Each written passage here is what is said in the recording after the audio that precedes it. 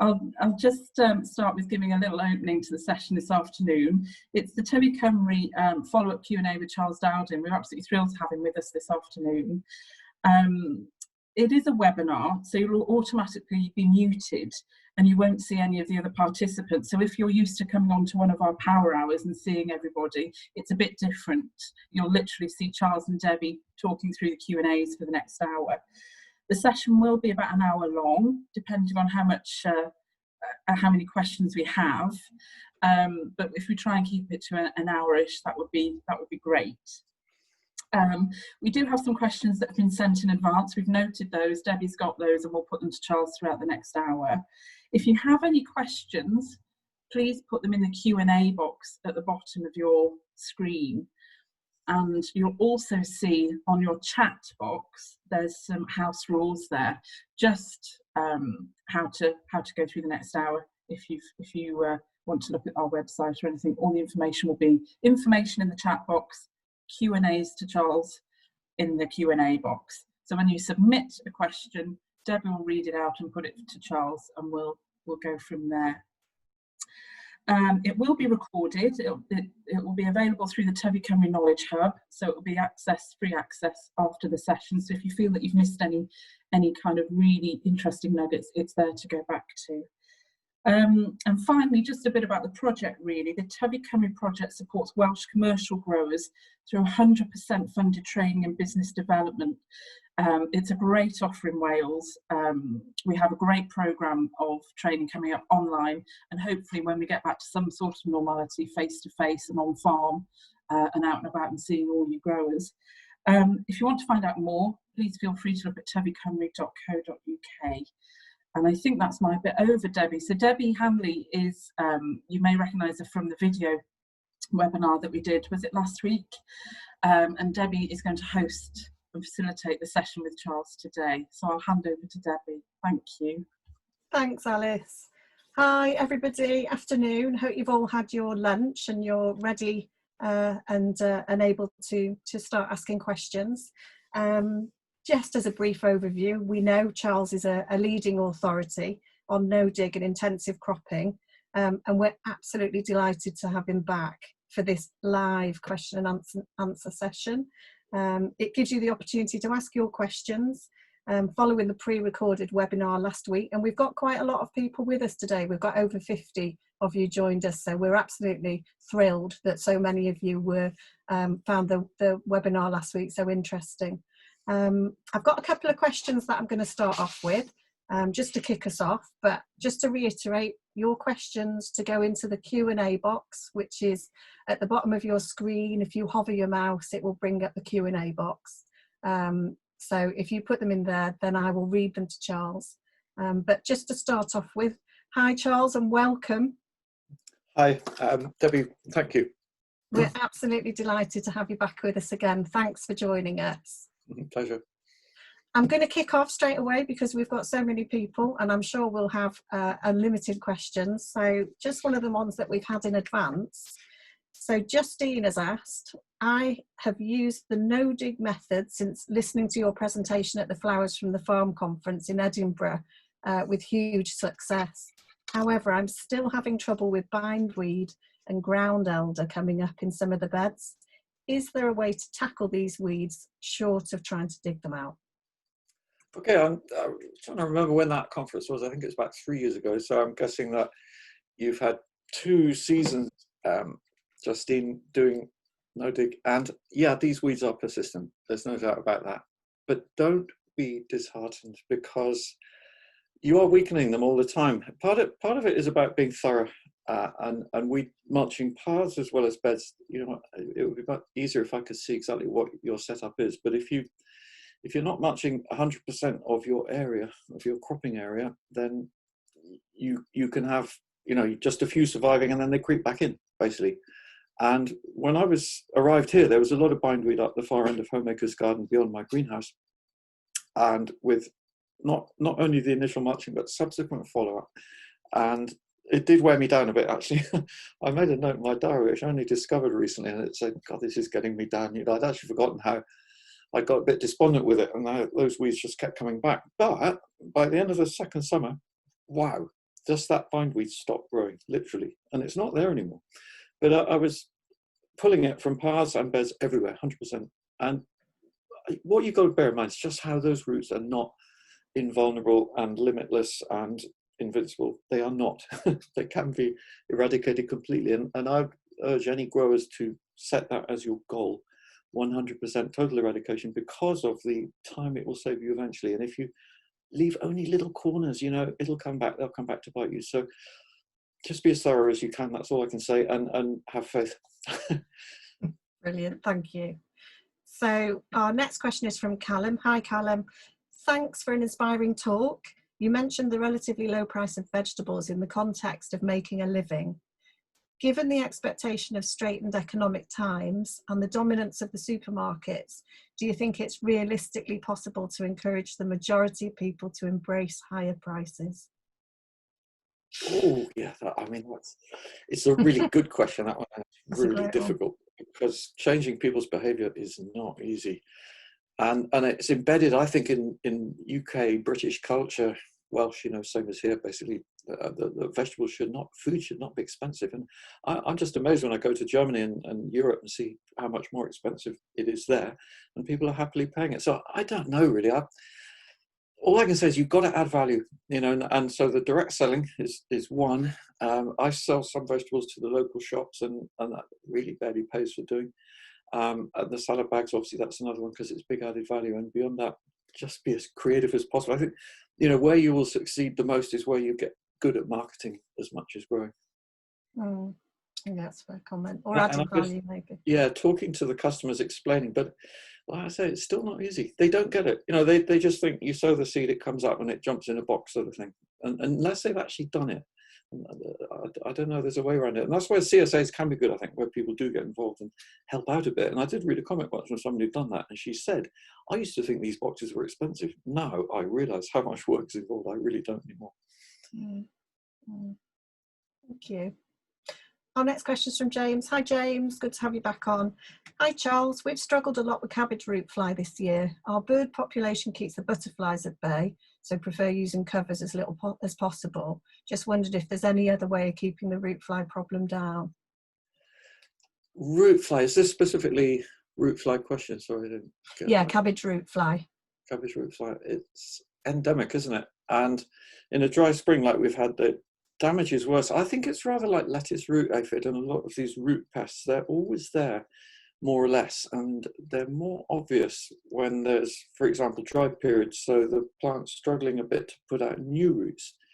If plants can keep growing and keep putting out new roots, they can live with a certain amount of pest damage to the existing roots, and probably that's the most realistic way to go. I mean, you mentioned wildlife habitat, which is brilliant by all means, birds as much as possible.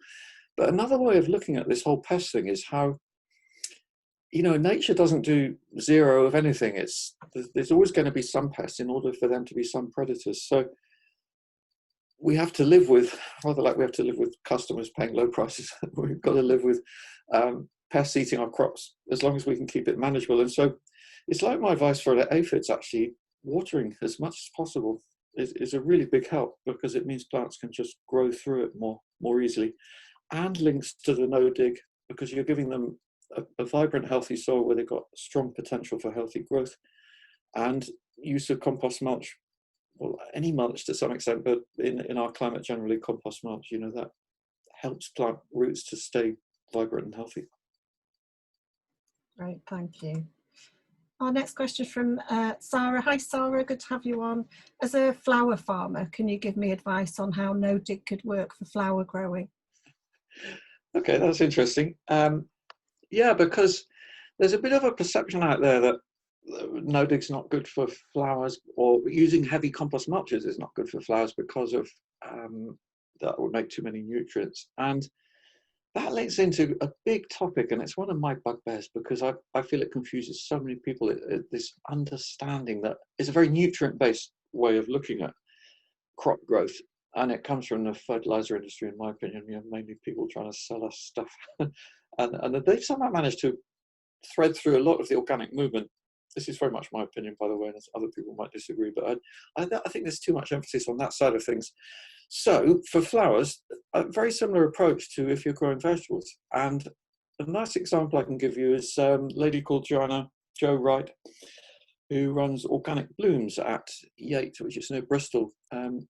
If times get back to normal, she'd be worth a visit.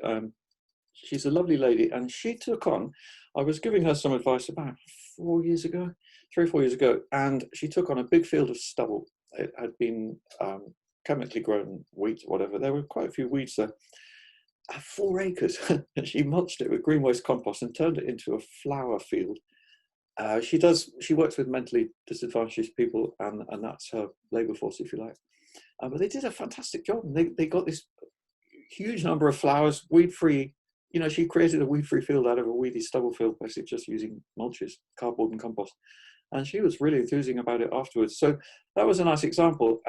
Green waste compost or any is good. You know, basically the cheapest, really. Rather like with vegetables, you know, you're not looking to get the richest necessarily. It's about feeding the soil with life, biology, and you know, that's probably as much as I need to say. You don't need to do anything special compared to the other things that we talk about. And I wish you every success. Thank you. And we've actually had Jo do some sessions for our Flower Network. So yeah, we're in contact with her. So I'm sure we'll use her again going forward. Yeah, I think she's great. And she's got so much get up and go about it, and you can do it kind of attitude. Yeah, brilliant. Thank you. Thanks for that, Sarah. Next question is from Naomi. Hi, Naomi. We're just starting to plan our market garden, which will be developed on improved pasture. How should we best prepare the land for a no-dig garden, and how can we best use hay for compost or mulching? Oh, that's interesting. There were two things actually I didn't quite get in that question. One is improved pasture. I'm guessing that you mean a field that's been ploughed out of, say, permanent pasture or whatever, and sowed to a lay of grass and clover or something like that. Just so I'm just making sure. This is where it's a bit difficult that I can't talk to the people, but I'll assume that's what you mean. So it's got grass and clover and maybe a few other plants. And then, did you mean mulching with hay or using hay to make compost? Because generally speaking, I don't mean mulch. I don't reckon mulching with hay is a good idea. Okay. Do you think that's what she did mean in the question? I don't know. Naomi, if you want to clarify, just send a clarified question through the Q&A box and we can answer that in more detail. But basically... Well, I'll take it as an opportunity just to mention that. How can we best use it for composting or mulching? Oh, there we go. What can we do with hay? Thanks, Naomi. Right, okay, that's nice. Yeah. Generally, I wouldn't recommend putting it on the ground. I tried that in 1982 when I first started out, and I'd read Ruth Stout's book, this amazing American no-dig pioneer, but more on a gardener scale. And she was using hay, and it worked brilliantly as a mulch. And the hay's got plenty of goodness in it, so over time it all rotted into the soil. And she didn't have any slugs. She didn't mention slugs in her book, and that's what fooled me. Basically, I put my hay on the ground as mulch and got a lot of slug damage. And then I realized she's in Connecticut, so very dry climate. They don't have slugs. And so that's where, you know, in Wales particularly, I would say I wouldn't do that. You can turn it into compost. It's not that straightforward though. I mean, it's a bit like old silage bales that just sit there and gradually moulder.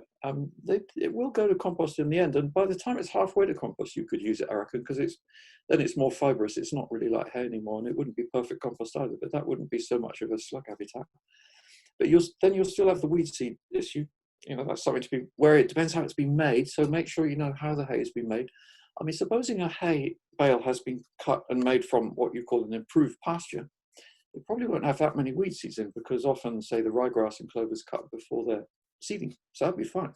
But if it's old-fashioned hay cut from an old meadow where the plants are all seeding, that's where you can get problems, and I'd be careful of that. And you really need hot composting, otherwise you can be creating quite a weed problem. And they have that at Great Dixter Gardens, for example, in Sussex, Kent, where it's exactly what they do. They make the compost out of old meadow hay that they cut once a year. Boy, do they get a lot of weeds from it. Lovely compost. But yeah, I'd recommend some kind of hot composting, so maybe adding it to a bit of manure.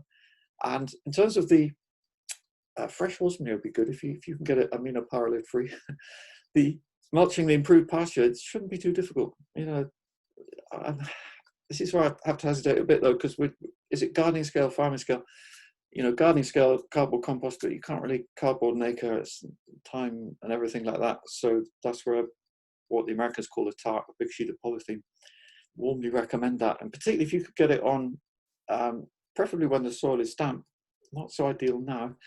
You could though cut a few slits in polythene, you know, to let water through. That doesn't allow many weeds to grow. I've done that before. Or if you're using old polythene, like old silage sheets, that's already got some damage to it, which is fine and great for mulching, and it'll let enough water through to moisten the soil, because you want all the soil life to be encouraged and active, which won't happen if it's too dry.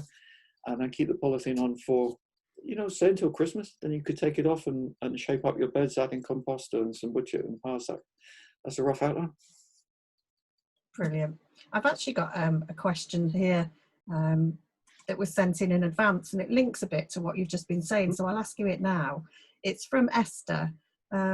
I've learned from different books that it's not being advised to put any animal manure on beds where you grow food that you will eat raw because of the bacteria. What's your thoughts on that?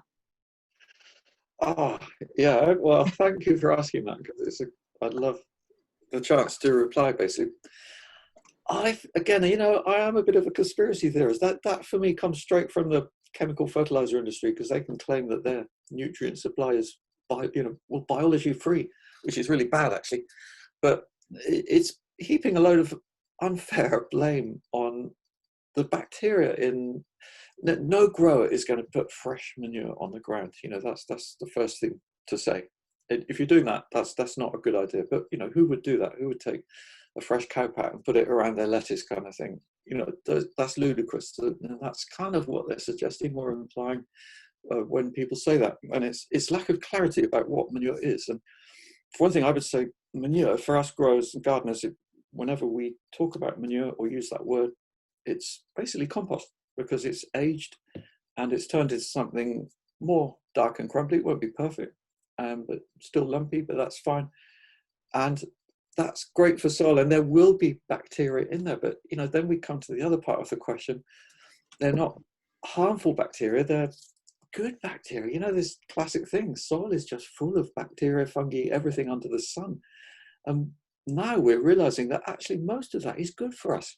You know, microbes, it's probably a nicer word to use, because in nutritional terms, microbes now have a really good profile. And I like to say it on my videos sometimes, you know, you pull a carrot, wipe it on your trousers and eat it, and all those beneficial microbes you're getting as a bonus to the lovely carrot you're eating, they're actually good for you. And the people who've got problems are the ones who are too microbe free in their gut, you know, and they're all blocked up and that kind of thing. So we've just got some education to do, really, for people who say that or worry about it. And, you know, E. coli is another one, because from what I've read anyway, we all have E. coli in our mouth all the time. It's either not the one that gives you food poisoning, or it's a close relative, and it's all in part of a system that's in balance in our bodies. You know, our bodies are a heaving mass of microbes that are all sort of juggling with each other all the time and giving us vibrant health, and we need most, if not all of them. So yeah, please don't worry too much about that. And also, you know, in a broader sense, I would say to anyone listening, you've got to learn to take sometimes what people say with a pinch of salt. I get asked so many questions where people have been made to worry unnecessarily by people saying silly things which they can't justify, but it's something they've heard from someone else. You know, it's a bit of what's called a truism, which is basically a falsism. You know, just for example, one that comes to mind, because I was asked it today, there's someone on an allotment somewhere, she said, someone had come up to her, she had potatoes next to her strawberries, and this person said, oh, that's not a good idea, you know, they don't like each other, they don't grow well together. And she said, well, why? But they couldn't say. You know, it's like they didn't know, they just heard that themselves. But, you know, there he is sowing seeds of doubt and worry. And so get inquisitive yourselves, and if people come out with these things, and there's a lot of them around, do some research, and probably on the internet you'll find useful counter arguments, because generally what we're talking about here is going down the road of positive health, and that is different to disease. You know, it links to the COVID thing a bit, and boosting your immune system. And if you look at the dialogue on COVID, nearly all of it's about avoiding the disease, and there's very, very little input anywhere about actually building up your immunity to it. We're all probably going to come in contact with that virus at some point, and we need to build up our resistance, and that's a much more positive way to go, and it links to looking at health as a positive state. you know, the way current dialogue happens, and in farming as well, is disease. It's disease which is given the positive state, and health is always on the defensive, and that's so wrong. It should be the other way around. You know, disease is always out there, and that links back to this question, and there are harmful bacteria there. We need to get it so that our system, our bodies, everything is in a position to handle them and understand them and be strong with it. Thank you. We've got again another question about manure, actually, so I'll read this one just as a follow-on from the others. There's obviously an interest in manure. And it's from Maxwell, so hi Maxwell, thanks for your question. Last autumn I started creating some no-dig beds from the top edge for pasture. I covered them in woven black plastic. In March I removed strips of plastic, put cardboard down, started to cover with manure. I was caught out by lockdown, unfortunately, and used a neighbour's cow manure, but it had only been matured from late December, so it would have been about 3 months at lockdown point, wouldn't it? Yeah. My potatoes seem to love it, as do the tomatoes, peppers and cucumbers in similar beds in my polytunnel, but my peas and beans have died. Spinach, chard and beetroot not doing anything. Do you think the manure is too fresh, or is it a lack of water, or have I created pockets of too much water by dibbing holes? I can always read bits of that if it's too much in one go. No, that's all right. It's just, yeah, tricky question, because obviously I don't know how much you're watering, just for example. I would just mention leather jackets at this point, actually. I know that some of you have suffered from them, and I've had a few here. They have been very prevalent this winter. That's the larva of crane fly, the daddy longlegs that fly around in late summer, lay their eggs in the ground, usually in pasture. And so those leather jackets are, if you mulch pasture, they can be a problem. It's not only with no dig, you know, they'll get you if you cultivate the ground as well. Where we had them this spring, it was mainly the plants like you mentioned. That's what made me think of it. It was lettuce, chard, spinach, beetroot. Those are the roots they seem to particularly love. And I've not noticed problems with the other ones you mentioned. That's, again, have a little look. The way to find leather jackets, if you get a plant that's showing symptoms of stress, falling over, even disappeared, if you look closely, you can see something eating only the bottommost leaves, or the stem has got eaten, it's even the roots have all disappeared. And then have a little rummage in the ground and look for that little brown horrible, it's like a giant maggot, but dark brown in colour, and that's a leather jacket. If I see them and find them, I'll just cut them in half and leave them for birds to eat or whatever. And actually we had bad damage here to a lettuce bed, and it wasn't a new bit of ground either, but it's near to grass, and I think they creep in from the grass edge. And we just kept replacing the lettuce that were damaged. And looking at the bed now, it's looking really healthy and strong. It's just a short period of time. So you probably will be all right to plant those things now, even if you've lost them before. So carry on, do a new planting now, you know, lettuce, spinach, chard, whatever it might be. And that manure will also be decomposing in situ, so that's fine. I mean, spreading half-rotted manure is not the end of the world, because once it's exposed to air, oxygen, you get lots of more healthy bacteria coming in there. You know, air is so good for compost. It's what, you know, aerobic conditions basically. So it will be improving all the time. And I would say 3 months, you're close to the limit, but definitely feasible. So I wouldn't worry too much about that. And your soil organisms will be thriving under that, and they'll love it as you come into now into late summer and autumn. So mostly that's a positive, I'd say. Fab, thank you. I'm going to go on to one of the questions we were sent in advance, because I think it links in with something you were talking about. So how best to start off a cultivated piece of land with the intention of no dig when there's persistent weeds with excellent root systems? This is from Gwen, so thanks for that, Gwen. And there's another couple of bits to this, but I'll leave you with that first bit for now. Yeah, because I've got this here on my screen. That's right. A piece of land with the intention when there are persistent weeds with it. So I'm guessing because you use the word cultivate, start off a cultivated piece of land. That implies maybe it's been ploughed, rotavated, whatever, and in a way that's encouraged these persistent weeds, which is what happens. So yeah, basically it's not much different actually. What perhaps one difference is, because the soil's been cultivated a lot, the biology profile won't be so brilliant, because every time you disturb the soil, you know, you're losing microbes basically. So just crack on with it. Like I was saying about the bindweed, be as thorough as you can with your initial mulching. That's reminded me of something about the first question actually, where the previous question, he'd used polythene and then took it off and put cardboard and compost. For most situations, you wouldn't need to use cardboard if you've already used polythene. You know, with cardboard, I have to blame myself a bit here. Maybe I've made it sound like it's too necessary. You know, it's only, the cardboard bit is only needed if you've got strong persistent weeds, as is the case in this question. That's where thick cardboard is really worthwhile if you've got a lot of couch grass, for example. It'll just delay its re-emergence and appearance and weaken the root system for longer while you've got more time to be cropping and doing other things. And then you will have to deal with the regrowth. There's no two ways about it that persistent, strong, perennial weeds are not going to just disappear in 3 or 4 months. And you just have to keep heart and know that the fact that you are not disturbing the ground anymore makes it less likely in the long run that these weeds will re-establish. They'll try and regrow, and what they'll be doing is each time you remove the regrowth, that root system has been weakened until there comes that delightful moment when they just stop growing. So you just got to hang in there, keep faith, so to speak, and you know, go for it. The thing with cultivating is that, you know, any perennial root system, I know from doing it, as some of you will as well, that you're chopping up these weed roots so they're multiplying. But it's not only that, you're disturbing the whole soil organism. And weed growth is a response to disturbance. You know, think of it as a healing process. Why do weeds grow? You know, obviously there's many other reasons, but it's partly as a healing process. And so when you're not disturbing it, the healing process is not needed. The recovery with weeds, literally weed leaves, is not needed. So you're always on the right track. That's what you need to keep in the back of your mind as you keep pulling that couch leaves and bindweed, whatever. Okay, and I suppose just to dig a little bit, forgive the pun, can you just harvest plants with non-deep roots and leave the roots in the ground, for example, chard and lettuce, so as not to disturb nearby plants?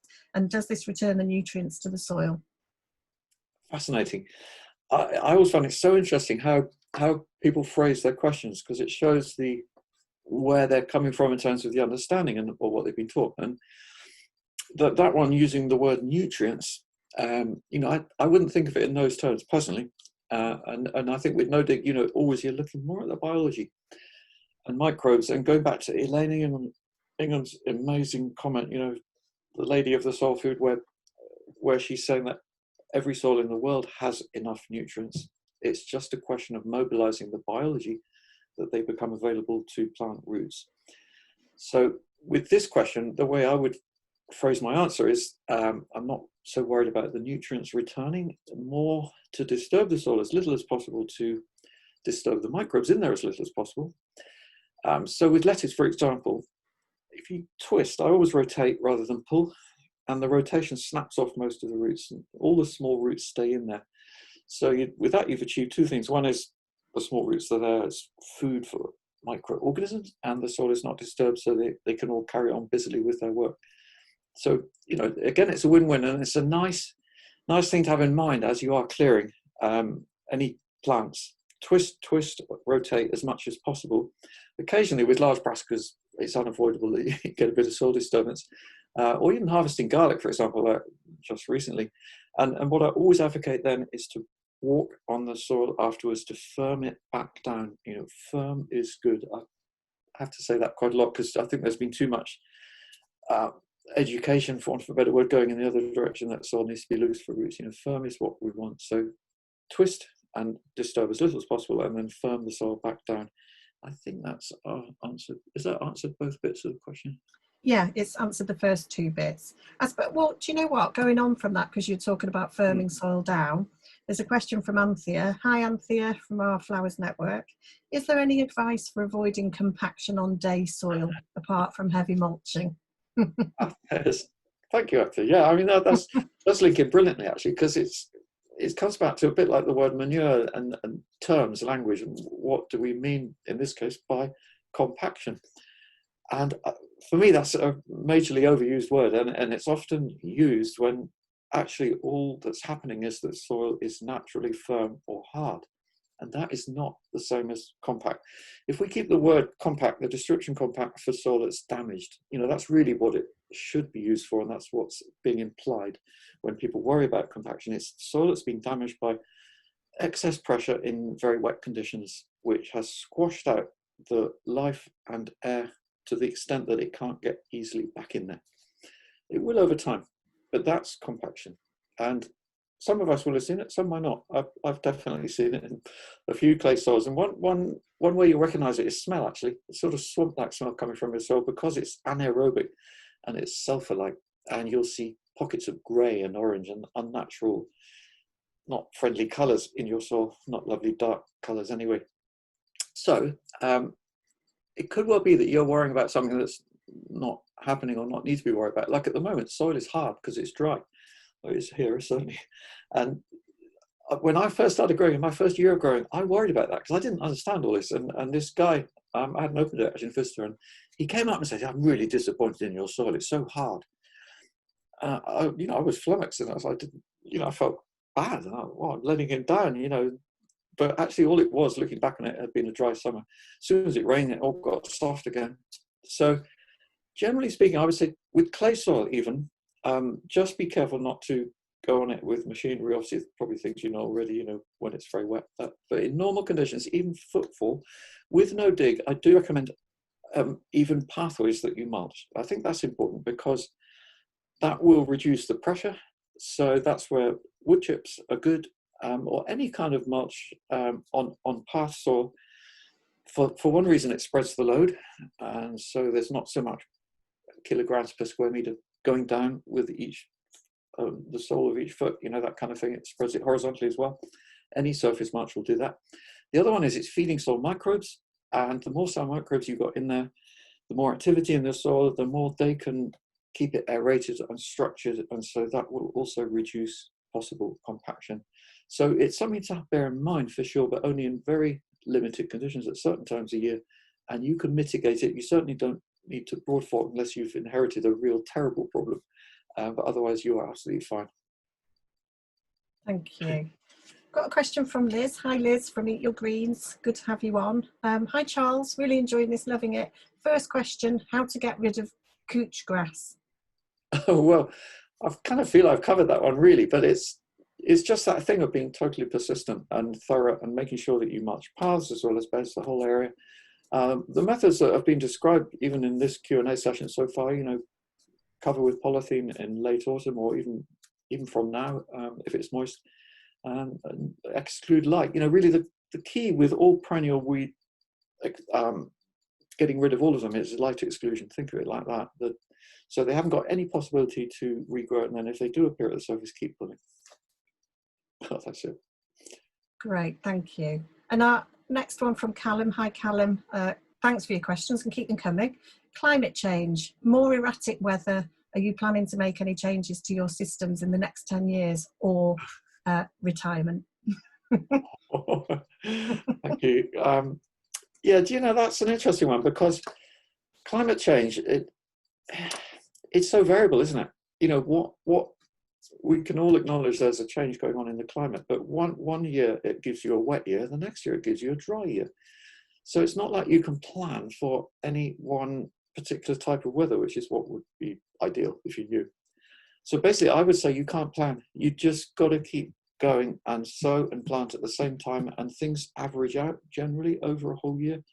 I mean, I remember the case of a guy starting what he called Climate Change Farm in 2006 down in South Devon, and he was on the radio a lot because the media love it. Hey, Climate Change Farm, it sounds good. And it was in response to 4 very, very warm summers. And they've talked a lot about climate change at that point for starting off. And he planted a lot of apricot trees, and it's a nice story. And basically, the long and short of it is that he lost the whole lot. They came to nothing. Just wasted time and space. Because I don't know if you remember, the summer of 2007 was deluge. And, after 4 dry, warm years, it was just complete opposite. And I think that's climate change, basically, if it's anything. It's just more variability. And we've had it extreme this year with all this dry weather.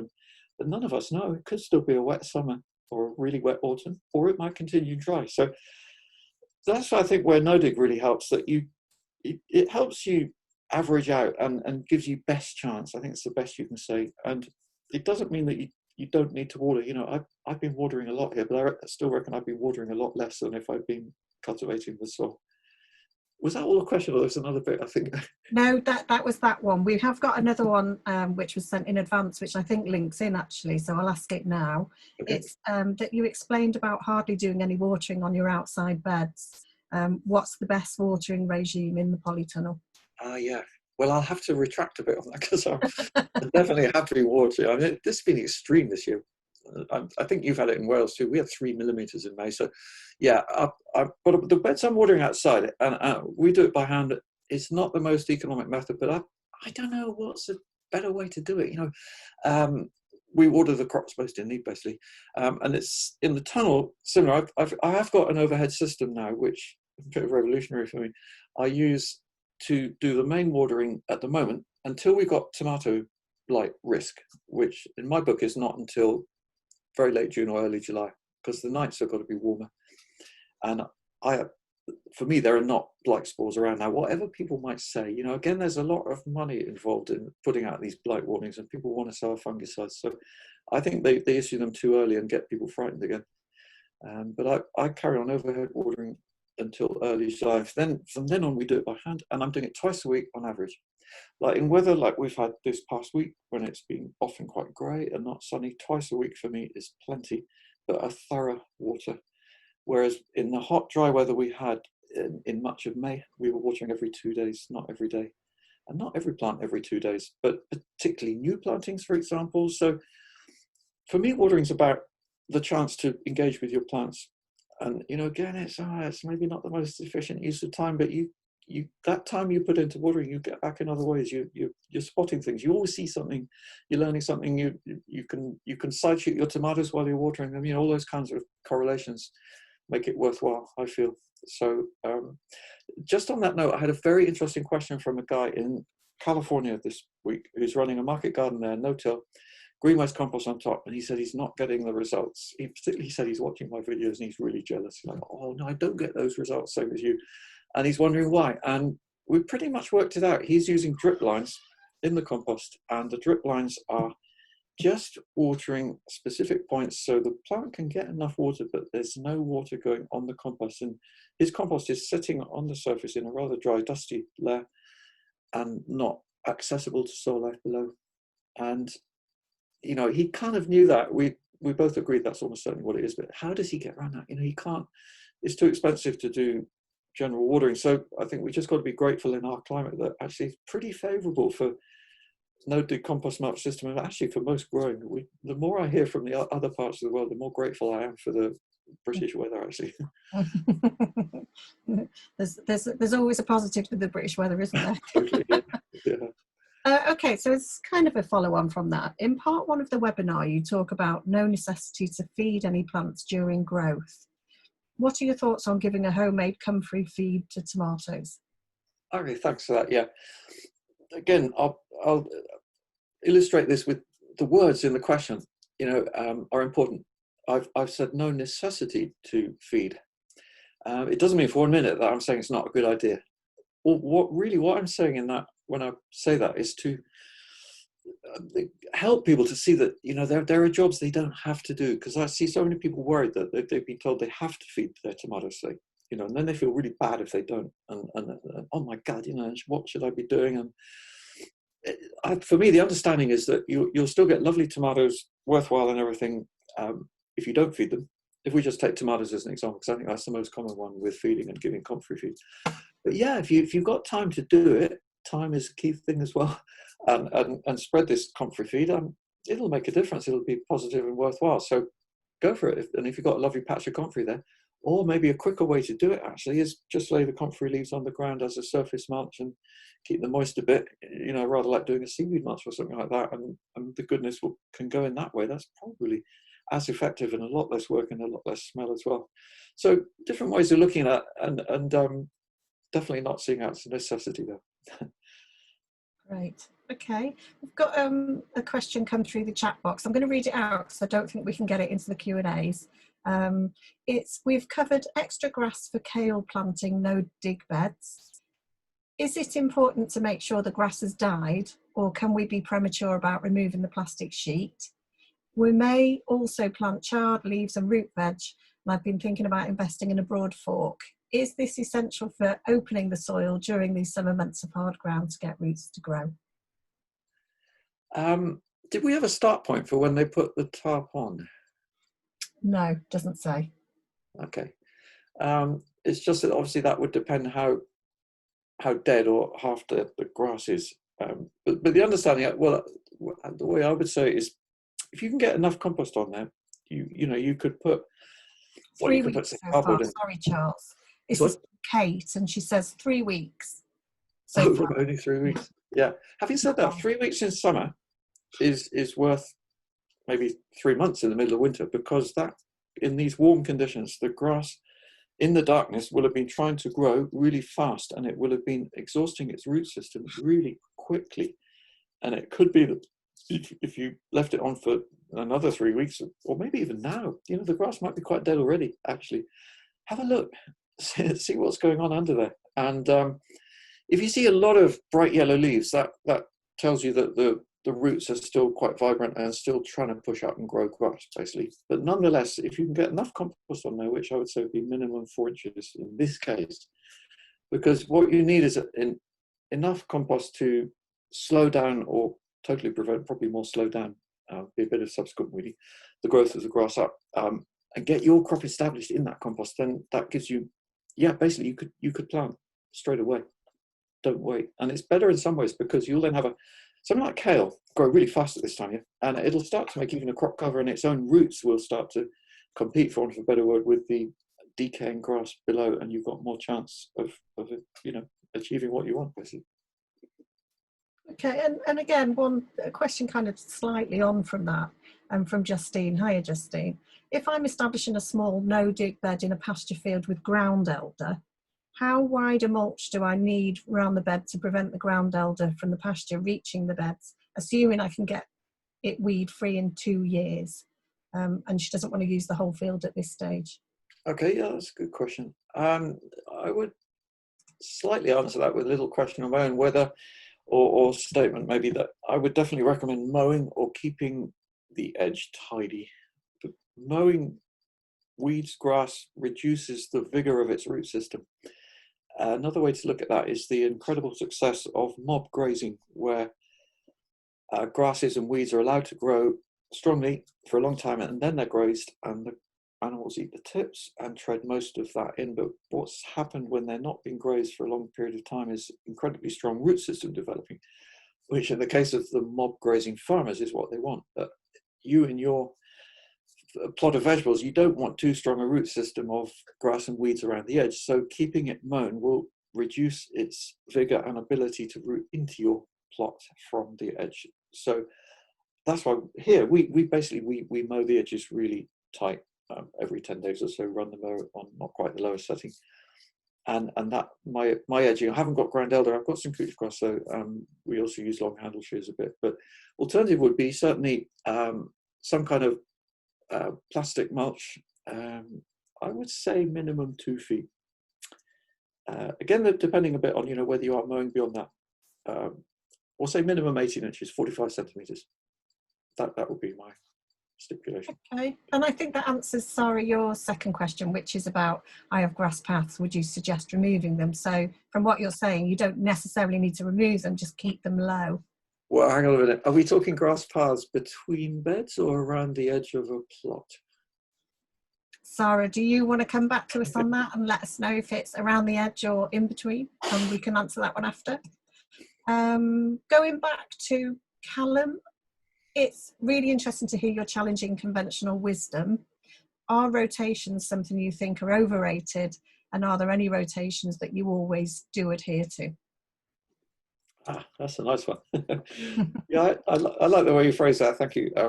Challenging conventional wisdom, and it's that word conventional. Ooh, that one bugs me a bit, because of how chemical farmers have grabbed that word, and they call themselves conventional. If you look up the word conventional in the dictionary, it means normal and natural. That's so unfair, inappropriate, and wrong to call chemical farming normal and natural. But that's what's basically going on out there, and use of words is important, and it's a level of conditioning that is being put on everybody, and we need to watch that one. I think that chemical farmers should be called chemical, and us organic guys should be the ones with no prefix. We're just farmers, gardeners, whatever we are, you know. And the other guy should be paying for the symbol certification, if you like, to use chemicals. We shouldn't. So anyway, I just got that off my chest. But it links to the rotation thing. Sure, rotation is fascinating because if you look at the history of the 4-year rotation, you know, that goes back to Turnip Townsend in the 18th century. Farming, nothing to do with vegetable growing or anything, market gardening, whatever. And it was, animals were in there, sheep, clover, lays, and that sort of thing. Turnips for the animals and so on. So 4 years, you know, why the magic 4 years? Where does that come from? And even the Soil Association, I noticed, are being a bit relaxed about it now. You know, they've realised that, hang on a minute, we've got a little bit off a blind alley there. So I'm not saying 4 minute rotation is a bad thing, but yeah, I would definitely always challenge how necessary it is to say a stipulated number of years. Then you've got the question of polytunnel, where a lot of us want to grow a lot of tomatoes. In my greenhouse here at the moment, I'm on the 8th year of tomatoes in the same bed. And so far so good is all I can say. But you've got options there. You know, you could use grafted plants, for example, where the grafted rootstock has stronger vigor and ability to combat any nematode pests in soil problems, that kind of thing. So again, there's options. But all I can say is, yeah, we've just finished cropping 6th year in a row of broad beans, and it was a nice crop. That's all I can say. And the plant was really healthy. So rotation's good to a point. But don't get too hung up on it. The main thing is that you need to grow what you can sell or what you want to eat, and fit any rotation around that. Keep it simple. Thank you. And Sarah's come back to us and she said that the grass paths are between beds. They cut the paths really short, but they do have grass paths between the flower beds. Do they need to get rid of them? I personally, yeah, and I think it's a bit more my personal opinion. They give me the heebie-jeebies, grass paths, because of how grass is so invasive. You know, it's a fantastic plant, and it loves our climate. It grows most of the time, just not maybe at this very moment. But so you've got a lot of edging to do. You know, it's a lot of extra work, I feel. I know it's lovely to walk on. And interesting, I had a conversation with some flower farmers in Kent, no dig, about this, and they had quite wide grass paths between very wide beds. And, you know, but I could see how this grass was really racing into the beds the whole time. And I said to them, you know, surely you're going to want to get rid of those paths in the end. They looked at me as if I thought, what are you talking about? We love our grass paths. But just recently I heard from them and they have got rid of them. And they've seen the benefit of doing that. You might need to rejig the width of your paths and beds, but generally speaking, I find that if you can thoroughly mulch a path, you can keep it weed-free pretty easily. It's not the heavy work that's sometimes imagined, as long as you're thorough in your mulching in year 1 particularly. And then going forwards, you haven't got the grass edging to do. Furthermore, what we noticed here 2 years ago, when we were really hot, dry summer, and then we had a few thunderstorms in August, and all the plants on the edge of each bed were stronger and bigger than the ones in the middle of the bed. And you think, oh man, that's a bit odd, because surely in the middle there's more fertility, whatever it might be. But what was happening was you could have a little rummage in the paths, which under the very thin mulch of wood chip, and you could see all the plant roots there. They were, a lot of rooting happens horizontally and at surface level, and opportunistic roots when there's a shower of rain, and they'll grab the moisture. And that's what these plants on the edge of the beds could do, because, you know, imagine if it was grass, it'd actually be the other way around. It would be the grass going into the beds and grabbing it ahead of the vegetables, whatever that's growing there, plus slug issues and so on. So that's pretty much my views. Yeah, don't have grass paths. Right, thank you. So I've got one question on, as a pre-question. I've got 3 left on the Q&A, and we've got just under 10 minutes. So I think we're on track. So we've got a second question from Liz, which is, we have a veg box business, which I know well. What's the best yield crops for the polytunnel over winter? Slightly, I'd love to. Do you mean literally yield or value? Could you ask her that? Liz, can you tell us if it's yield or value, please? Because there's a difference here. You know, something like kale, a large plant of kale or chard, will probably give you more kilograms, but will sell for much less money than salad leaves, which is always my number 1 option. But it might be that she wants value. Well, for the box scheme. She said value, yeah. Oh, value, okay. You know, salad leaves really. But what you can do, some plants work really well for both salad and to grow bigger, like charred, kale and spinach would be 3 that spring to mind. Having said that, in the winter months, so we're talking here December, January, February, really, the darkest months that is, you can never get plants that big. There's just not enough light. 51, 52 degrees north. We're same latitude as Newfoundland, and this is where it can get confusing talking to American farmers, because although they're very cold, they don't realize how little light we have there. Most of them are at the latitude of France, Spain, even going down to Italy, or North Africa, in the USA. So they've got very good light levels in winter. And if they can get enough cold protection, like Elliot Coleman with his greenhouses and double row cover, he can combat low temperatures really well, because he's got the amount of sunlight he gets in January. I had a look, it's around 150 hours of bright sunlight in January. That's as much as we get in the 3 months of winter combined, December, January, February total together. So it just puts that in that context, and why you've got to take anything you read about what they're doing in winter with that pinch of salt, because in our conditions, part of our problem is lack of light as much as, we've actually got temperature more than light in the winter. And what I've noticed with leaves, what happens then is, they'll grow and they'll sometimes get quite big, but they're very thin and floppy. In the case of lettuce, quite vulnerable to slug damage, for example, because they're not the strong texture that you get when light levels are better. And that's what happens from about Valentine's Day in mid-February. And that's when leaves can get more bushy. So generally, I'd recommend cropping plants more for salad leaf size and selling for the price of salad in the middle of winter. Explain to your customers, that big leaves difficult. I mean, you're just as likely to get big kale leaves outside as you are in a polytunnel, I think, really, in a way. But just being realistic about it, you won't get too much, because if you pick them, they're not going to regrow, basically. But from mid-February onwards, a crop that I'd recommend looking at for undercover growing for larger leaves is spinach. And the variety Medania, lovely dark green leaves. And the plants, you want to sow them in early August. So it's quite an early sowing. And from that sowing, they've missed their flowering time, so they'll go on cropping through October, November, December, January, February, March, April. You can get as much as 7 months cropping, not so much in the winter months for sure. And one other beautiful aspect of those winter leaves, and same with kale, is the sweetness. I'm sure some of you have noticed that, because of how, I think it's because plants produce some sugars to make them more frost resistant. And I think that's why parsnips get sweeter after a frost, and Brussels sprouts and all of that kind of thing. And we really noticed it in the spinach, particularly in March and April for some reason, not so much in the middle of winter, but when they start to regrow, this sugar level can be really high. And it's often more, for some reason, in the slightly yellowing leaves. So check that one out when you're picking. Don't throw them all away. What we do when we're picking spinach in March and April is we eat the slightly yellow leaves that we can't sell, actually. They're like sweet. And the big green ones go in the bag. But that's a nice crop to grow. Fab, thank you. And Liz says thanks very much for that. Last couple of questions and one pre-question here. Hi Charles, this is from Justine. We're willow growers, and it's been mentioned that freshly chipped willow can be used as a mulch on beds. Is this something you're aware of, or should the chippings be rotted first? Oh, it's something I'd love to try. They do it a lot in France, and they call it ramial. Check that one out, that word, R-A-M-I-A-L. For some reason it's really big in France, and basically ramial is chopped or chipped green wood. Not necessarily willow, actually, it could be ash or other things. But yeah, willow in our climate, what an abundant source you got of it. And I don't have experience of it. And I would hesitate a bit on slugs, I'm afraid. The only way to find out is to try it. But I would say you've got a good chance of success. And what you will get with more woody mulches is higher fungal counts, which is good in soil. But it's just finding that balance for what works for you. We've actually, funny enough, we were just pruning some willow hedge this morning ourselves.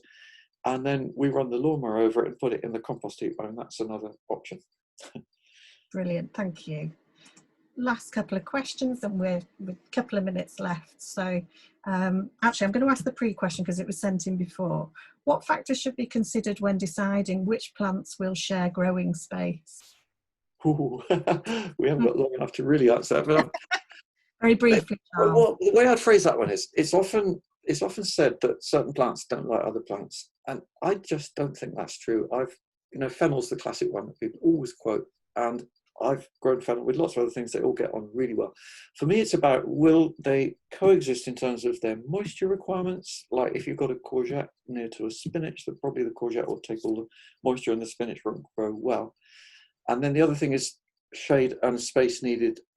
So you just normal spacing judgments really is what you need to apply in that. And one other aspect to it is longevity of plant life. So just going back to the fennel, you know, sometimes we'll put fennel in between lettuce in late summer where the lettuce are going to finish within maybe a month. And the fennel just sit there as little seedlings for the best part of that month, don't do much. But as soon as the lettuce is gone, the fennel's obviously got its roots down and it's got its feet under the table, so to speak. And boy, does it grow fast then. So that's where interplanting links into this question. And it's something that all of us can experiment with a bit. And like the one I was just doing, we're sowing carrots between lettuce that we're cropping all the time at the moment. And if I let those lettuce grow into hearts and big, they would smother the baby carrots and it might not work so well, but picking them as leaf lettuce, that just works so well. And then we twist out the lettuce and the carrots are half grown already. It's just wonderful. Hi Gwyndaf, question from you. Nice to welcome you. Haven't seen Gwyndaf in ages. I saw your YouTube on handling cabbage white butterfly. Where can you source the suggested, and forgive my pronunciation, Bacillus thuringiensis from a reputable source, okay for organic use? And do we need special training in using this insecticide? It's a good question. This one drives me nuts because again, I've become a conspiracy theorist. You know, anyone can walk into a garden centre and buy Roundup. They can buy weed killers that have clopyralid in. You know, that is outrageous, and yet you cannot buy Bacillus thuringiensis, or people are under the impression, as she is, that you need a horticultural training. For me, that's utter bunkum. That it's a very simple soil bacteria. You just need one or two understandings that it degrades in sunlight within about 2 weeks, maybe 20 days. So you just need to repeat treatments. It's been shown to be totally harmless to mammals and all insects except caterpillars.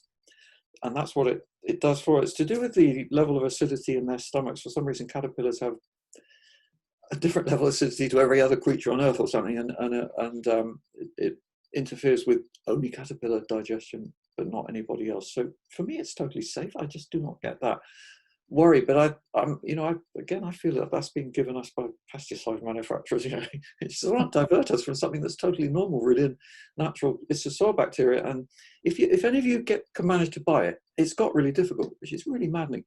It keeps really well in dry powder form. I had a guy tell me he kept some for 10 years and he's still using it and it's still effective. So it's worth buying that ½ kilo if you can buy a large quantity and just keep it and use a little. You only need a tiny bit. It's something like a teaspoon per 2 litres of water. Okay, brilliant. And very final question that's come through, and I think it's a fair closer actually. What tools could you not do without? What tools could I not do without? Wow. A dibber, a wooden dibber, which anyone can make, a long-handled dibber. And probably a trowel, actually. That's very useful for putting in potatoes, planting tomatoes, levering out bindweed roots. Those are definitely my two go-to tools. Brilliant. Thank you. And we've actually, it's 2 o'clock spot on pretty much, and we've got through all the questions. So thanks very much, and thanks for the questions too. Can I just say, I'm going to pass it back to Alice. I wish I could have met all of you. It is slightly frustrating talking to a screen. Debbie's been a really good host, so thank you very much. And it's really helped the way you've presented the questions. Brilliant. I really hope that before too long we can meet up and engage in a live meeting somewhere.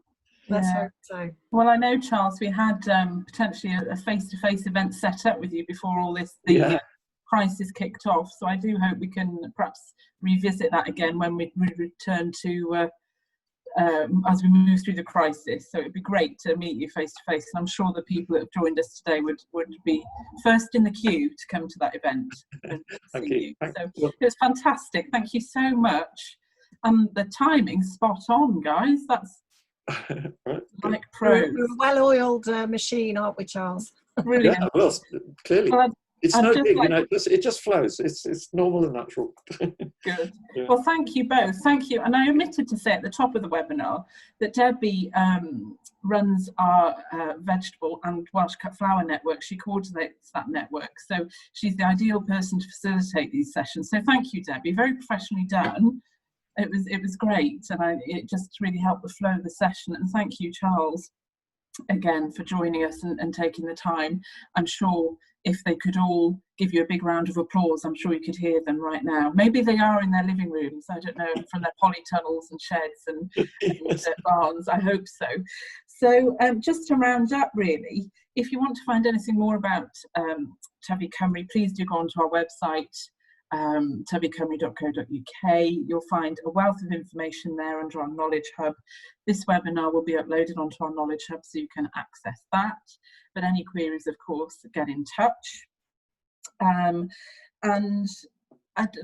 The only final thing to say is when you leave the webinar, you'll be presented with a short survey. It's literally about seven questions long, just to kind of help us on our continued delivery for commercial growers in Wales, really. So if you can take the time just to fill that out, we'd be really grateful. And I think that's it. We've got some thank yous coming in on the messengers, Charles. So thank you very much again, and we'll hopefully see you again soon. Thank you, guys. Thanks. Thanks, everyone. Bye.